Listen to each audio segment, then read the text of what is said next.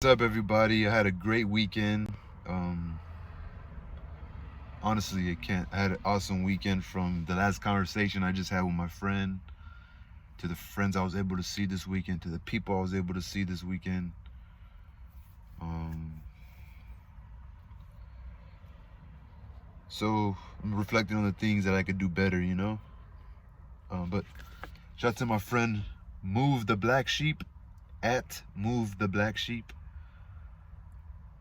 Well, it's actually at Groovy Stains on Instagram. At Groovy Stains on Instagram.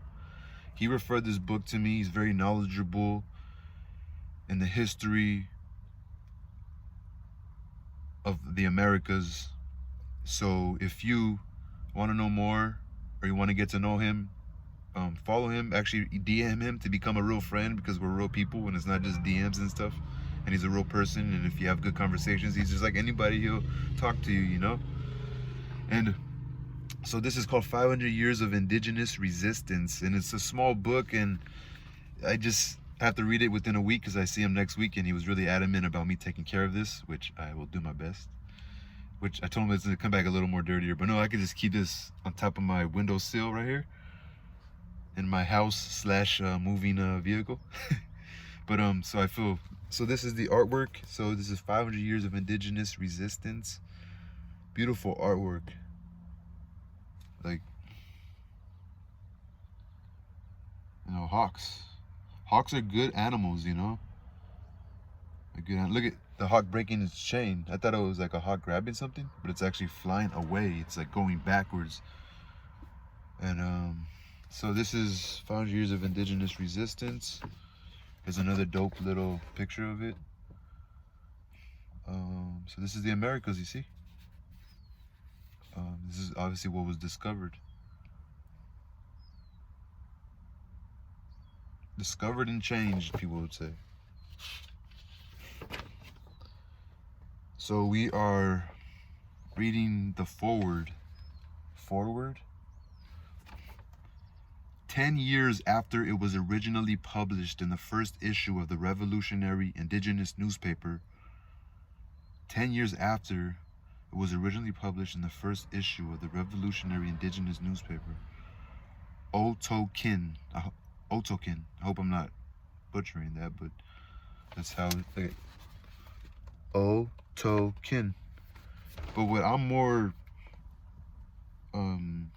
so there was an issue. The Revolutionary Party, indigenous people, actually had their own newspaper to get to their community. Otokin. 500 years of indigenous resistance remained an important and relevant history of the colonization of the Americas and the resistance to it. It begins with the arrival of Columbus and finishes with the resistance struggles that defined the early 90s. The Lubicons, the Mohawks, and the campaign for 500 years of resistance. The Lubicons, Lubicons, I guess, I'm not sure who they are. The Lubicons, the Mohawks, and the campaign for 500 years of resistance that occurred all over the Americas and was a historical precursor to the well-known Zapatista uprising of 1944. I don't know much about Zapata, but it's talking about that movement that occurred during his time. This pamphlet includes artwork by native writer, artist, activist, and former Otokin member Gord Hill. Shout out Gord Hill, Gordhill. So he was an activist and a former Otokin member. Okay, so that's the foreword, and I want to put the foreword with some more artwork. I want to put the foreword with the introduction, right? I want to put that with the intro. Look at that. That's beautiful, man. That's beautiful. So 500 years of indigenous resistance. This article was intended as a basic history of the colonization of the Americas since 1492. So this is an article that's intended as a basic history of the colonization of the Americas since 1492 and the indigenous resistance of this colonization continuing into 1992. So there's been a resistance against the colonization, the taking over of land. Okay, the author admits to not having a full understanding of the traditions of his own people, the Kwakitul, Kwakiutil, Kwakitil, Kwakitul, Kwakiutil, and then in parentheses it has Kwakwaka Waku, Kwakwaka Waku. My phone sucks, so see, Kwakiutil, Kwakwaka Waku. Waku. As such, the article lacks an analysis based in an authentic indigenous philosophy and is instead more of a historical chronology. So it says this, so let's read that. The author admits to not having a full understanding of the traditions of his own people. As such, so yeah, you know the Kwakiyutil. As such, the article lacks an analysis based in an authentic indigenous philosophy and is instead more of a historical chronology. Yeah, because, I mean, in the 90s, it's more of a modern world, you know? So, of course, they're, you know what I'm saying? They just know where they come from. These are people that know where they come from. You know what I'm saying? So introduction. Throughout the year 1992, the various states which have profited from the colonization of the Americas will be conducting lavish celebrations of the discovery of the Americas. Throughout the year 1992, the various states which have profited from the colonization of America will be conducting lavish celebrations. Spain has spent billions of dollars for celebrations in conjunction with Expo 92 in Seville. In Columbus, Ohio, a 100 million quincentennial celebration plans on entertaining several million tourists. CELAM, C-E-L-A-M, the Association of South America's Catholic Bishops, has organized a gathering to celebrate the 5th centenary of the evangelization of the Americas, to be presided over by the Pope. As well, there is a wide selection of museum exhibits, films, TV shows, books, and many other products and activities focusing on Columbus and the discovery, evident quotations, discovery, all presenting one interpretation of the 500 years following 1492. The main thrust of this interpretation being that the colonization process, a process of genocide, has, with a few bad spots, been overall a mutually beneficial process. The greatness of European religions and cultures was brought to the indigenous peoples, who in return share the lands, and after accidentally being introduced to European disease, simply died off, and whose descendants now fill the urban ghettos as alcoholics and welfare recipients. Of course, a few remnants of Indian cultures was retained, and there are even a few professional Indian politicians running around. They call it professional Indian politicians running around. And I've noticed that there's like a little division within even the leaders of these indigenous, you know, these, I guess, Indian landscapes, they would say. What do they call them?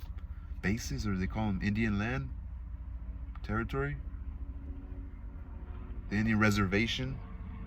To reserve that culture, so they call it a reservation. Isn't it weird, this wording? So I've noticed that, like, there's like a, you know, Vice, I seen on Vice News that they have like the video, like there's like a division between American society, not American society, the Indians that live on these lands, and the ones that actually control the money that's given to them by the American government. Because the American government gives the leaders of these tribes, which are not like just one man with a few naked people behind them, and you know, no, it's, they live in a corporate world, so it's like suits and ties and shit like that, or big houses and stuff like that. So America gives the money to the leaders, or whatever money they end up making off of taxes from these casinos, and you know, maybe these shopping centers that are put on their land, and maybe even real estate. Okay, that was no discovery. It was an American Indian Holocaust. Until recently, commonly accepted population levels of the indigenous peoples on the eve of 1492 were around 10 to 15 million. So it is kind of weird, like they must have kept some Indians as slaves or just kind of let them be after like all these Indians got sick and died off. But there was not just like a Thanksgiving, you know, they were fighting. There was the Rangers versus these I mean, I don't even know. I say these we know the Rangers, right? Because we're more familiar. They you know, Texas Rangers. They made a TV show after it. They things of that nature, which I think the sheriffs came from the Texas Rangers. I could be wrong. I don't really know. Maybe I'm wrong, but when people came out here, it wasn't just like, oh, Thanksgiving greetings, you know. There was some Indian tribes that actually fought back, you know. Which you guys know that there's some obviously major tribes that everybody knows, but there's probably some other ones and others. But to me, it's amazing how the Indians or the indigenous people didn't all get wiped out. You know, they continued to have babies and grow, and their families grew even through, I don't know, was it maybe slavery, bullying, or maybe colonization, I guess is the proper word. So I'm more like, man, it's dope they survived. So right here, then that was the last sentence in this new paragraph. Until recently, commonly accepted population levels. So that's weird. So he's saying like commonly accepted. So this writer's even speaking in a way that's not accepting to being free. Like he's saying so everything we do has to be accepted by, you know, the colonizer. So commonly accepted population levels of the indigenous peoples on the eve of 1492 were around 10 to 15 million. So in 1492, until recently, commonly accepted population levels of indigenous peoples on the eve. Okay, 10 to 15 million. This number continues to be accepted by individuals and groups who see 1492 as a discovery in which only a few million Indians died, and then mostly from diseases. More recent demographic studies place the indigenous population at between 70 to 100 million peoples, with some 10 million in North America. More recent demographic studies place the indigenous population at between 70 to 100 million peoples, with some 10 million in North America, 30 million in Mesoamerica, and around 50 to 70 million in South America. So see, until recently, commonly accepted population levels of the indigenous peoples on the eve of 1492 were around 10 to 15 million. This number continues to be accepted by individuals and groups who see 1492 as a discovery in which only a few million Indians died, and then mostly from disease.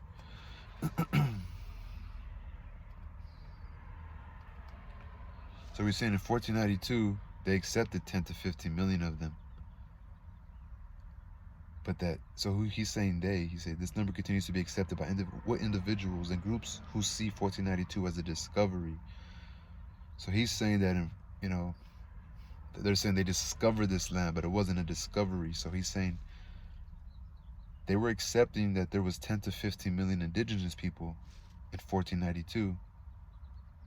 So I don't know if he's being sarcastic, but there still might be some people in 1992 who still think they should be at 10 to 15 million. But he's giving the numbers right here. Well, we've grown big. So so if they've grown, you know, he's saying that maybe they're in denial, pretty much. Today, in spite of 500 years of genocidal colonization, there are an estimated 40 million indigenous peoples in the Americas. In Guatemala, the Mayan peoples make up 60.3% of the population. And in Bolivia, Indians comprise over 70% of the total population. Despite this, these indigenous peoples lack any control over their own lands and comprise the most exploited and oppressed layers of the population. So today, in spite of 500 years of genocidal colonization, there are an estimated 40 million indigenous peoples in the Americas.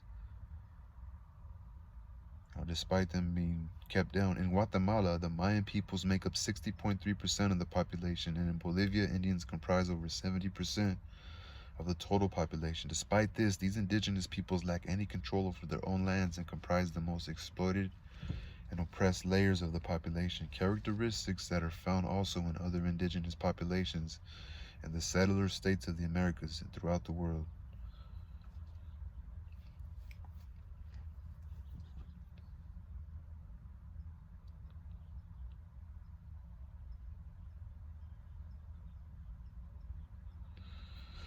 Okay, so it's saying that it comprises the most exploited and oppressed layers of the population, characteristics that are found also in other indigenous populations in the settler states of the Americas and throughout the world.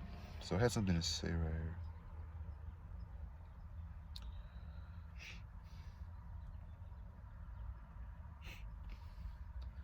Honestly, I think in a lot of these developed states, people are just gonna want to live how we live now.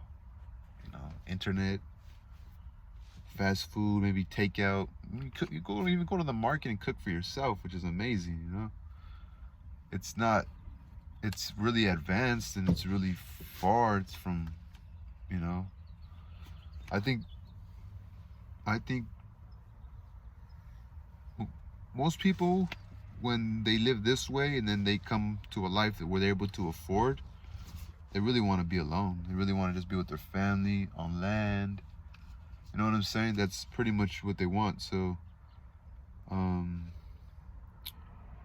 but I think that they will accept to live here as long as they can live comfortably and have their own space, their own home. Even if it's small, it's just theirs, you know, no one can come bother them, you know. They could shut out if they wanted, you know. I don't know. What I'm saying is like, well, right here is just like you peoples that like to have your lavish parties and want to live the high life with diamonds around your neck and this and that, this and that. At least in America, we're just asking for it. I don't know. I guess we can't just ask for it in America. This is like describing the colonizations of the Americas, so it's not just in America. People just want to be able to have land and what's not going to be taken from them, you know? It's like, isn't there a big enough market for everybody? And I also don't really know, you know? I don't really know because, you know, me as like this person who does recyclables, it's kind of like the same thing if, I don't know, if every little small person, I mean, I think if every single person was able to grow their own food to feed themselves and stuff, which I think there's too many people, it's kind of why we have to be cramped up how we are, which I'm not cramped. It's not like I could breathe. It's not like, you know, nobody around me right now. I have space right here. But I'm also just talking about if everybody had their own, I don't know, something to sustain themselves, why would anybody fight or be jealous of somebody else's stuff, you know, and things like that. But that's kind of what I just got from it. I was like, it's kind of a stupid question, but it's like, why can't you just give the people their land? Like, if you want to live your rich life and profit off the city, the big city life, profit off of that and stuff like that, why can't you just give these people their little bit of land that they just want to do good on, you know? That's pretty much what I'm getting at. Like, can we just give people land that they just want to do good on? I don't know. I think there has to be more communication. I don't know. I would actually like to see some of these. I would like to see some of these homes, like, you know, these historical American homes of like, I don't know. I would just like to. I would like to see more of the American landscape. I would like to see more of it. Anyway, y'all. So that's video number 1 of 500 years of indigenous resistance. This is making me just want more history, you know. Peace. The Mind of James on YouTube. The space mind space of space James. The Mind of James on YouTube. Subscribe. And my buddy who referred this book, he is at Groovy Stains, like dope stains, Stains, but Groovy, Groovy Stains, Groovy Stains. Shout out my friend. All right, peace, y'all.